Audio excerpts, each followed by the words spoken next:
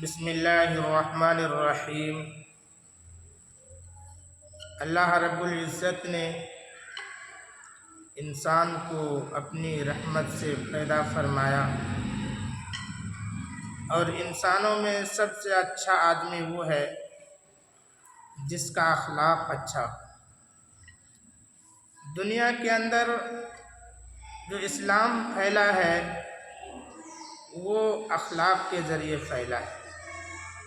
ہمارے نبی صلی اللہ علیہ وسلم کے اخلاق بہت ہی اونچے درجہ کا تھا۔ اللہ کے رسول صلی اللہ علیہ وسلم کی خدمت میں ایک عورت کا ذکر ہوا اور بتایا گیا کہ وہ عورت دن بھر روزہ رکھتی ہے اور رات بھر نماز پڑھتی ہے، تہجد پڑھتی ہے، لیکن اس عورت سے ہمسایہ کو بڑی تکلیف پہنچتی ہے۔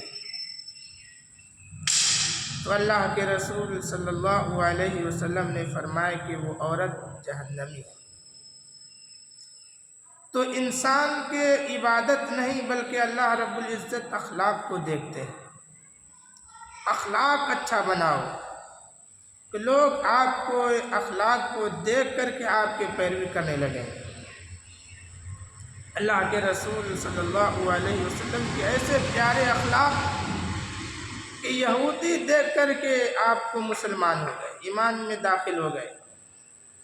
ایک یہودی اللہ کے رسول صلی اللہ علیہ وسلم کی خدمت میں آیا، آپ نے اس کی مہمان نوازی کی اور پوری رات اس کی خدمت کی، کھانا کھلایا، لیکن صبح ہونے سے پہلے ہی وہ یہودی چلا گیا، کیونکہ بستر میں جو ہے وہ گندگی کر دیا، نجاست کر دیا تھا، اور اپنی ایک چیز تلوار کو وہیں بھول گیا۔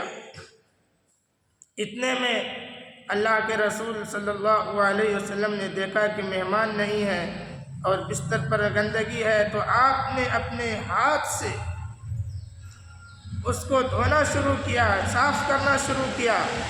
وہ یہودی جب واپس آیا اپنا سامان لینے کے لیے اور آپ کا اخلاق دیکھا اور آپ نے اس کو کچھ نہیں کہا، تو وہ کلمہ پڑھ کر کے ایمان میں داخل ہو گیا۔